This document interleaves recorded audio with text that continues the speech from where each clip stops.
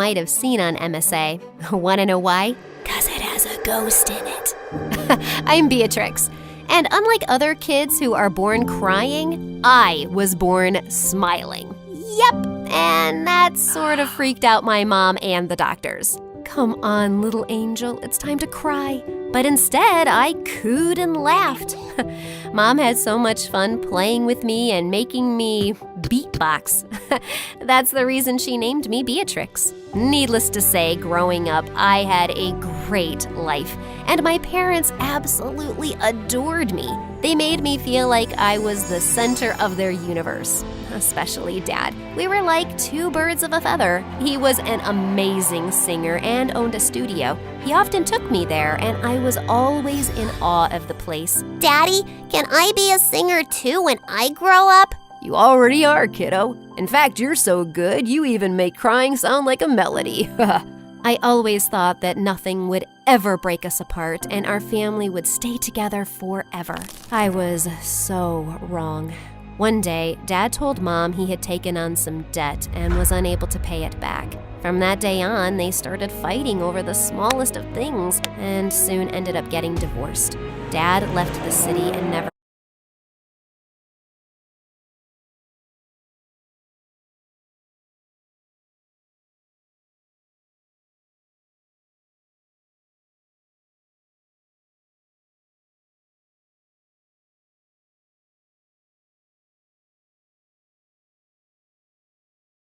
looked back.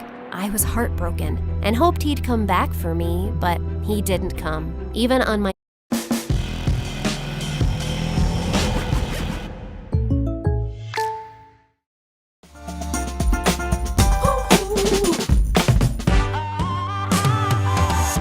birthday. I felt shattered.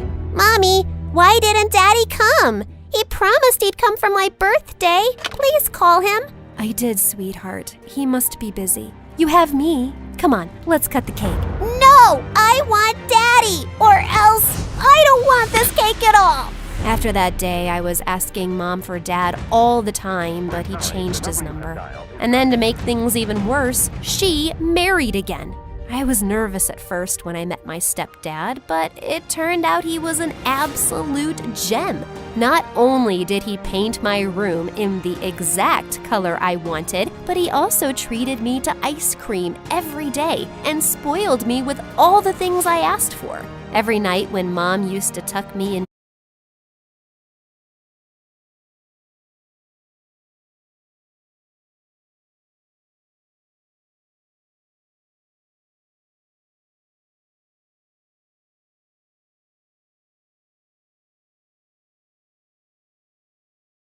bed and sing me a lullaby, he'd come too. Life was finally good again. And then my half-sister Jennifer was born. Mom and my stepdad only had eyes for her, and it seemed like it was all Jennifer all the time. I started to get jealous of her, but one time when she was crying and Mom and my stepdad weren't around, she gave me the most beautiful smile ever, and I melted. Aw, aren't you the cutest thing in the world? I tried to lift her, but Jennifer ended up crying again, and right then my stepdad stomped into the room. He looked really pissed. I just put her to sleep. Did you wake her up? Did you make her cry? What? No, I was just... Don't yell at her. She's just a kid. Then they started fighting over me all the time. When my stepdad said I was always causing trouble and should be sent away to live with my real dad, I felt like someone punched me in the gut. That's when I felt like I wasn't a part of my own family. But I kept quiet and didn't complain. And since no one even knew where my real dad was, I wasn't sent away. But then I noticed something strange was happening. I couldn't go outside anymore. Mom even had to homeschool me for a month. Thankfully, I grew out of it eventually with Mom's help. And as Jennifer grew up, she loved being around me. We were pretty close, even though she was competitive and wanted Mom's attention all the time. Like, when I'd come home from school and run to hug Mom, she'd jump in and hug her first, then talk to her and keep her busy until I gave up and would go to my room.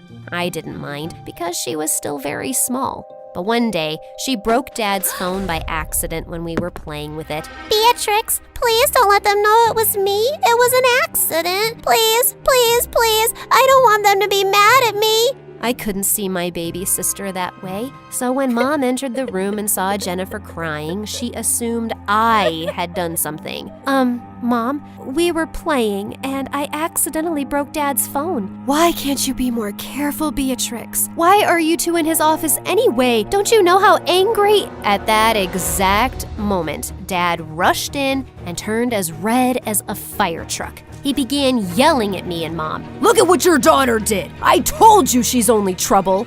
Your daughter? Oh, wow, that hurt. After that fight, I began distancing and avoiding my stepdad every time I saw him. Since at home I had so many problems, school was a relief. There I was part of the music club, and singing always felt like a joy. One time when I was in 12th grade, I was performing in a school play, and the lead had to sing a lullaby but forgot the words. I didn't know them either, but I jumped up and sang the same lullaby Mom used to sing me when I was little. When I was done, there was silence. Oh, shoot, I must have sounded bad. But then, all of a sudden, there was a thunder of applause, and I was stunned. Oh my God, Beatrix, you sounded so amazing! Oh, stop, you're just being nice. Wait, who are you? I'm an ad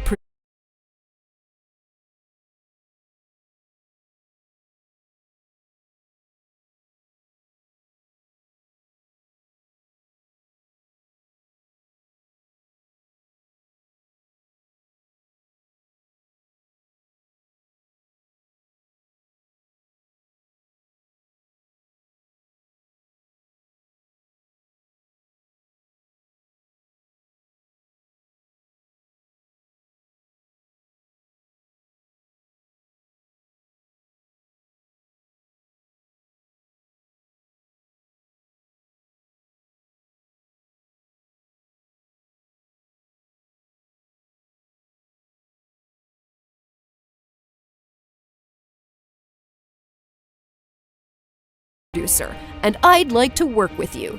But before I could even finish my sentence, the man handed me his card. I called him a couple of days later, and then I found out he wanted me to sing a jingle for a Christmas ad. It was so much fun. When I got paid, I went to Mom and told her I wanted to take her out for dinner, but she seemed so occupied. That's very nice, honey, but I have to go out with your sister tonight. She got 15th position in her class in the exams. Oh, wonderful. Okay, I'll come too. Well, you know how she is. She said it's a mom-daughter thing only. We'll go out some other time. I hope that's all right. Sure. It was... The magic is calling you to stay at a Disney Resort hotel, where you're surrounded by the world's most... It's not delivery, it's DiGiorno, the winning move. Pretty clear that Jennifer was more important to her than me. Mom never made the time to go out with me, even as I finished high school and moved out to my own apartment. After a few years, I started to get lots of attention for my singing, and people were totally loving it. I worked hard, and eventually I got a huge show in New York. I was so psyched about it and invited Mom and Jennifer. But minutes before I was supposed to start, Mom said they couldn't come. When I got on stage and saw the crowd and the 2 empty seats in the front row, I suddenly got really nervous and forgot the lyrics. My brain went blank, and since I was on the stage for so long and still hadn't performed, the audience started booing me. I felt my heart sinking, and then everything went dark. When I woke up, I found myself in the hospital. That was supposed to be my big break. Everything is ruined now. It's not, Beatrix. You just need to take it slow. Trust me, you'll be on the stage again soon. Everything will be okay. I wanted to believe her, but right when I was about to step out of my hospital room, I froze at the door and couldn't move. Honey, what's the matter? I don't know. I'm too scared to leave. I hurried back to the bed and refused to move. After talking to the doctor, I was diagnosed with a condition called agoraphobia. It was just like when my dad left. The stage incident triggered the condition I already had but forgot about. It meant I had trouble being in crowds and open spaces. It had been months since I left my home, and Mom was worried sick for me. She suggested I move into the house next to hers. It had been empty for years because the owners had left town. I was fine with it, as long as it was kept locked and I could stay inside. Mom and Jennifer were the only ones allowed in. My stepdad never visited. Jennifer was incredibly understanding, and we grew even closer. Mom came over every day, always spending time and taking care of me. One day, after she left and I was alone, I heard the sound of a door creaking open. I got up to check all the doors in the house and found the back door completely open. That was weird. I remember locking it. Soon after that, weird things started happening. Like, once I noticed the stove was on, even after I was sure I had turned it off. And then my shoes went missing. What was happening? Was I going crazy on top of everything else? I told Jennifer, and she thought the unthinkable. Maybe my house was haunted. I didn't want to believe it, but I couldn't explain it. One day, Jennifer brought over a Ouija board. Why did you bring this? Well, if there is some ghost here, we need to communicate with it and ask what it wants so we can go away. I wasn't too sold on the idea, but I thought I might as well try. Yeah, just like those stupid kids in horror movies. In just a few minutes, it turned out to be a very bad idea. I thought Jennifer was moving the pointer, but she swore it wasn't her. And it definitely wasn't me. It spelled out, "Get out." Huh. Awesome! I was even more scared now, and I couldn't move or even leave the house.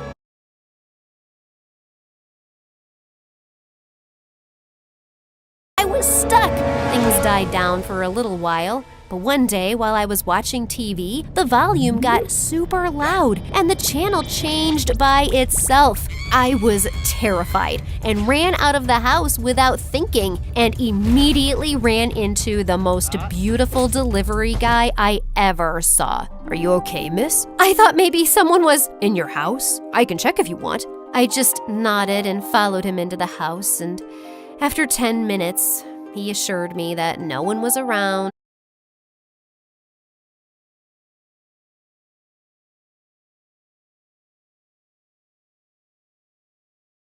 And nothing was wrong. "I work around here a lot. If you have any problem, let me know and I'll help you, okay? I'm Easton."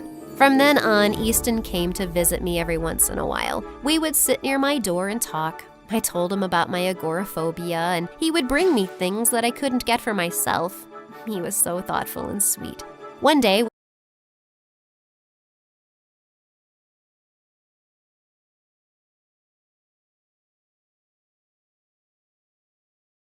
Easton and I were talking, Jennifer came to visit me. The three of us had a good time. Once he left, I could not stop talking about him. He's so kind and sweet. You know, we like the same pizza, and we both love the Marvel movies and Be an Easton sitting in a tree.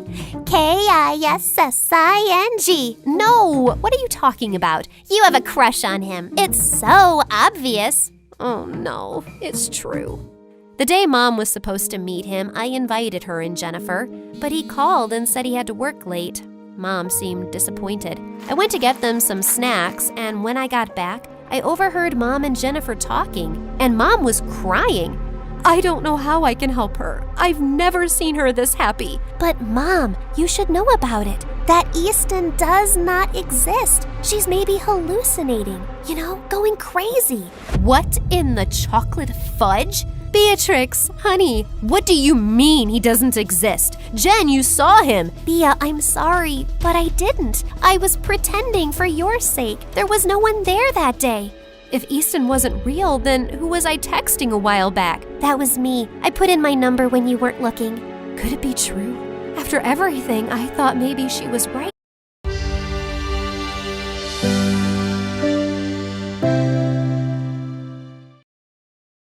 Earn up to $180 in Ally points. Learn more at doublepointsduo.com. Maybe I really was losing my mind.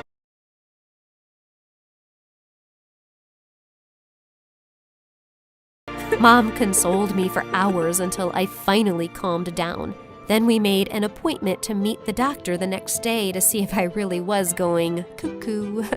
Just a week later, I was trying to get ready when a diary fell out of my cupboard. I went pale when I saw what was written. Easton used to live here all those years ago?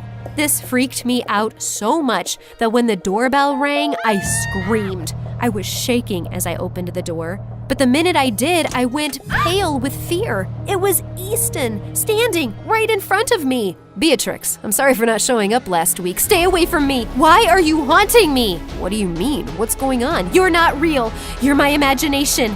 Or a ghost. That explains all the weird things that's been happening. The stove, the TV, the weird… What? Of course I'm real. I don't know what you mean. I began screaming and yelling for Mom.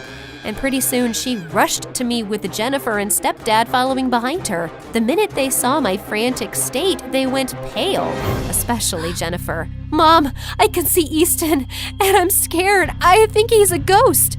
Honey, I can see him too. Of course you can. I'm a real human. What's going on here? I don't understand. Jennifer, we met too. What's going on? We all turned towards Jennifer, and as if on cue, she began crying and wailing. It was all about Beatrix. She's my mom too. Ever since she got that condition, she's been with you, not me. I've done things to try to make her angry at you and happy with me, but it never works. Jennifer, how could you do this to your sister? You made her think her house was haunted? It ain't my fault she's so dumb, believing there was some ghost. Stupid Beatrix. How dare you do all of this? All I've been is nice to you. And you're so ungrateful. But Mom, Dad, I did this all because I love you and want you to myself. Enough. I can't believe you could stoop down to this level, Jennifer. You're the one who has a problem. And this is all my fault. I'm sorry, Beatrix. If I had never behaved that way towards you as a child, Jennifer wouldn't have grown up hating you this way. Easton just stood there, shocked at the entire situation. After talking to him later, we